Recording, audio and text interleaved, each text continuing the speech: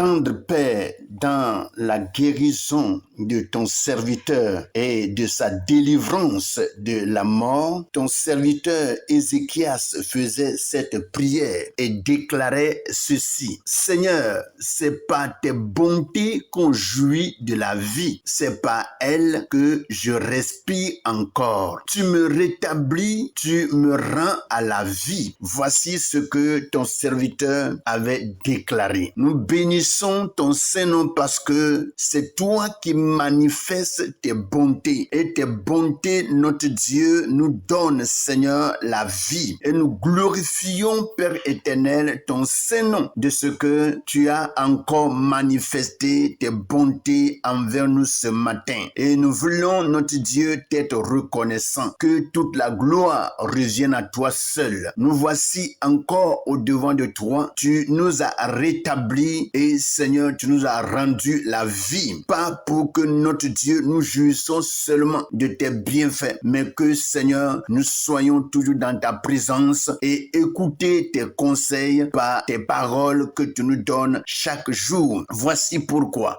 nous sommes encore ce matin au devant de toi pour t'écouter, notre Dieu. Nous prions pour que Père éternel, tu nous enseignes encore ce matin dans le nom puissant de Jésus. Amen. Bonjour frères et sœurs, que la grâce et la paix du Seigneur reposent sur tout un chacun et que sa puissante main soit vraiment notre partage. Nous voici encore dans la présence de Dieu pour écouter la parole vivante de l'Éternel. Avant d'écouter cette parole, nous allons passer un moment de louange pour que notre esprit soit rafraîchi pour une bonne réception de la parole. Soyez bénis et nous passons à la louange. Que le Seigneur soit glorifié. Voici, c'est parti pour la louange. Soyons tous bénis au nom de Jésus. Car j'ai la victoire, Jésus. Jésus est vivant. Victoire. Il est ressuscité. Victoire. Jésus est vivant. Il est ressuscité. Victoire. Jésus est vivant. Il est ressuscité. Victoire. Emmanuel est vivant. Il est ressuscité. Victoire. Il est ressuscité. Victoire. Il est ressuscité. Victoire. Ressuscité. Il est ressuscité. Victoire. Ressuscité. Il est ressuscité. Victoire. Jésus est vivant. Il est ressuscité. Victoire. C'est vrai. Je n'aurai jamais, jamais peur. Je n'aurai jamais, jamais peur. Je n'aurai jamais, jamais peur. Je n'aurai jamais, jamais peur. Je n'aurai jamais, jamais peur. La pluie et le vent souffleront. Satan se déchaînera. Mais ma maison est en Jésus. Je n'aurai jamais, jamais peur. La gloire soit rendue à Dieu le Père Tout-Puissant, celui qui sans cesse nous soutient et nous garde dans le creux de ses mains. Nous te bénissons, Seigneur. Nous te glorifions et t'exaltons parce que tu es vivant au siècle des siècles. Merci pour ton amour. Merci pour ta compassion dans le nom puissant de Jésus. Nous voici, Seigneur, dans ta présence et je crois que notre Père Céleste, ce matin, tu es encore avec nous pour nous éclairer, notre Dieu, dans ta parole. Sois béni et célébré dans le nom puissant de Jésus. Bonjour frères et sœurs, que la grâce et la paix du Seigneur reposent sur la vie de tout un chacun. Pendant que nous sommes encore dans la présence de Dieu, je vais demander à chacun de prendre sa Bible dans le livre de Ecclésiaste chapitre 5 à partir du verset 4 au verset 6. Et je lis rapidement dans la version Louis II. Il est écrit: mieux vaut pour toi ne point faire de vœu que d'en faire un et de ne pas l'accomplir. Ne permets pas à ta bouche de faire pécher ta chair et ne dis pas en présence de l'envoyé que c'est une inadvertance. Pourquoi Dieu s'irriterait-il de tes paroles et détruirait-il l'ouvrage de tes mains? Car s'il il y a des vanités dans la multitude des songes, il y en a aussi dans beaucoup de paroles. C'est pourquoi, crains Dieu. Voici ce que Louis II nous dit. Nous allons rapidement porter nos regards sur la version français courant où nous lisons le même passage dans Ecclésiaste chapitre 5 à partir du verset 4 au verset 6. Il est écrit, il vaut mieux ne pas promettre que de promettre sans tenir parole. Évite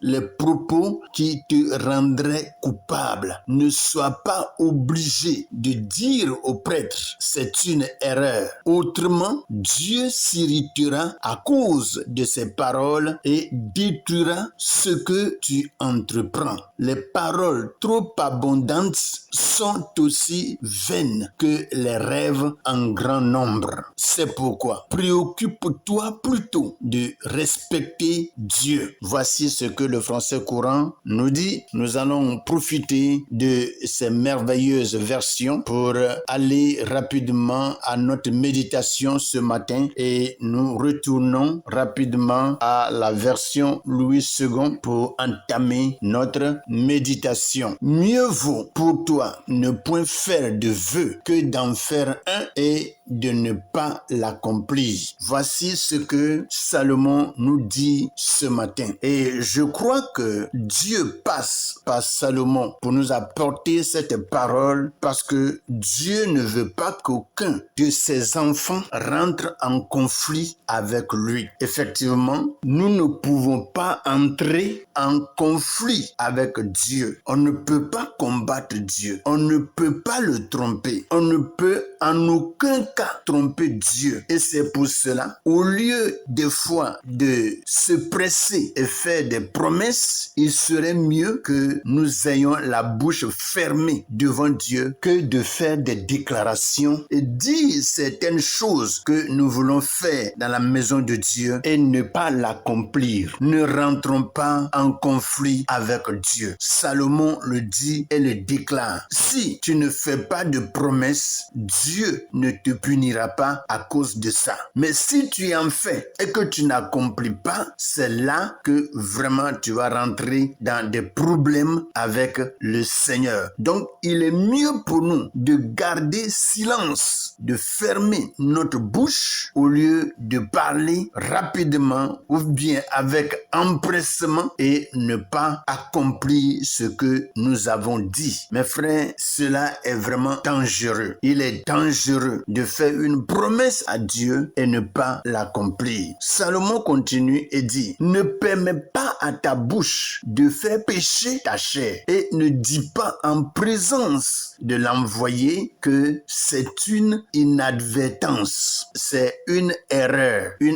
ou bien tu t'es trompé. On peut aussi appeler l'inadvertance la tromperie. Donc on ne peut pas vraiment faire des déclarations devant des hommes de Dieu, devant une personne âgée, devant une autorité divine et ne pas accomplir ce vœu. Et après dire que non, c'est une erreur que j'ai faite. Non, Dieu n'accepte pas de telles choses parce que personne ne peut séduire Dieu et personne ne peut en réalité le tromper. Cela est clair, mes frères. Il faut vraiment que nous craignons le Seigneur. Craignons le Seigneur parce que si nous disons de telles choses et que nous n'accomplissons pas nos vœux, la Bible dit que Dieu s'irritera contre nous. Dieu va se fâcher contre nous et va manifester sa colère contre nous. Et qu'est-ce qu'il va faire? Il va détruire les œuvres, sinon les ouvrages de notre main. C'est-à-dire tout ce que nous allons entreprendre, Dieu va détruire cela parce que il n'est pas un Dieu menteur. Et si tu fais des promesses et que vraiment tu ne l'accomplis pas, c'est que tu fais Dieu menteur et il ne te l'acceptera pas. Mes frères, soyons sérieux avec Dieu parce que Dieu, lui déjà, il s'amuse pas. Il est sérieux. Ce que Dieu fait est grand et ce que Dieu fait est terrible. Vous voyez, c'est un Dieu qui est redoutable. Ne nous amusons pas avec lui. Ne nous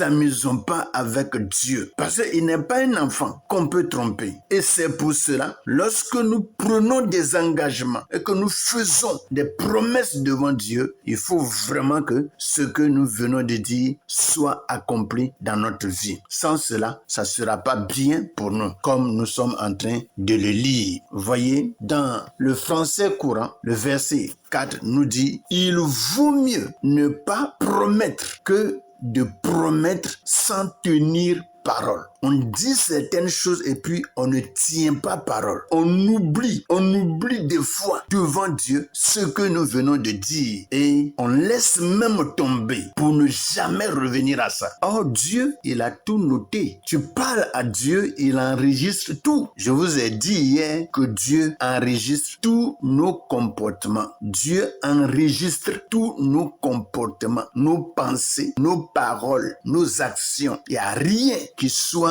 vraiment caché aux yeux de l'Éternel. Faisons attention pour ne pas rentrer en conflit avec Dieu. Tu peux rentrer en conflit avec des hommes, mais Dieu, ça, c'est grave. C'est que tu ne veux pas vivre. Donc, mes frères, faisons beaucoup attention. As-tu pris un engagement? As-tu promis quelque chose à Dieu? Il faut courir de l'accomplir avant que Dieu ne s'élève. Vous voyez, Dieu est bon, mais Dieu n'est pas un bonbon. Dieu est bon, mais il n'est pas du bonbon. Et c'est pour cela, on ne peut pas vraiment promettre à Dieu quelque chose et faire comme si rien n'a été. Non, revenons à Dieu et Dieu reviendra certainement à nous. Et il nous défend. Salomon nous défend ici. Il dit, évite les propos qui te rendraient coupable. Mes frères, il y a des fois que nous parlons et ce que nous déclarons des fois nous rend coupables. Vous voyez, il y a des paroles que nous disons et qui sont graves et qui sont irréversibles. Ça dit que tu as parlé, Dieu prend compte et Dieu va agir selon ce que tu as déclaré. Et il ne va vraiment pas renverser la situation. Non. Et c'est pour cela, il faut beaucoup que nous fassions attention. Lorsque nous parlons, mettons la main sur notre bouche. Ne parlons pas comme quelqu'un qui mange de la cola. Non. Il faut mesurer ta parole. Il faut que nous mesurons notre parole. Cela est très clair. Sans cela, nous pouvons vraiment nous faire du mal sans toutefois le savoir. Et il dit, ne sois pas obligé de dire au prêtre, c'est une erreur. Autrement, Dieu s'irritera à cause de ces paroles et détruira ce que tu entreprends. Est-ce que nous avons compris? Dieu va se fâcher, il va se mettre en colère à cause des paroles que nous avons déclarées. Et qu'est-ce qu'il va faire? Il va détruire tout ce que nous aurons à entreprendre. Alors mes frères, c'est vraiment des avertissements très clairs et il faut que nous en tenons compte. Il faut que nous en tenons compte pour que la bénédiction du Seigneur puisse être notre partage. Louis II dit, car s'il y a des vanités dans la multitude des songes, il y en a aussi dans beaucoup de paroles. C'est pourquoi crains Dieu. Vous voyez, nous faisons des fois des songes, mais des fois il y a des songes qui n'ont pas de valeur. Il y a des songes que nous ne devons pas considérer et il y a des songes qui ont de la valeur que nous pouvons considérer. Et ces songes, des fois qui n'ont pas de valeur, sont des songes qu'on appelle des songes vanités, des rêves vanités. Et tels que nous faisons des rêves et des songes qui n'ont aucune importance dans notre vie, ainsi nous disons des choses qui sont de la vanité, des choses qui n'ont pas de valeur. Au lieu que nous soyons là à dire des futilités les uns sur les autres, nous devons en réalité nous mettre ensemble, réfléchir et construire quelque chose de bon pour notre vie que de dire des choses qui ne peuvent vraiment pas nous soutenir et nous aider dans la vie. Mes frères et sœurs, Salomon parle. Et c'est Dieu qui l'utilise, c'est Dieu qui parle au travers de lui pour nous avertir par rapport à ce qui sort de notre bouche. Faisons attention, faisons attention. Et comme la dernière parole dit, il dit, c'est pourquoi. C'est-à-dire, à cause de ces choses-là, à cause de ces paroles que tu déclares, la Bible dit, crains Dieu, crains Dieu. Et le français courant dit, c'est pourquoi. Préoccupe-toi plutôt de respecter Dieu. Préoccupe-toi plutôt. Il faut vraiment prendre prendre le respect de Dieu au sérieux que d'utiliser le bavardage inutile. Des choses qui ne peuvent pas construire, des choses qui ne peuvent pas aider. Frères et sœurs, que cette parole nous fasse du bien et que par elle, Dieu puisse corriger notre manière de parler, notre manière d'utiliser la bouche pour ne pas que, en l'utilisant, nous péchions contre notre chair. Soyez bénis, que les bontés de l'Éternel soient le partage de chacun. Continuez à méditer cette parole et je crois que vous allez encore découvrir de grandes choses de la part de Dieu. Soyez bénis et passez une bonne et merveilleuse journée avec le Seigneur au nom puissant de Jésus. Amen.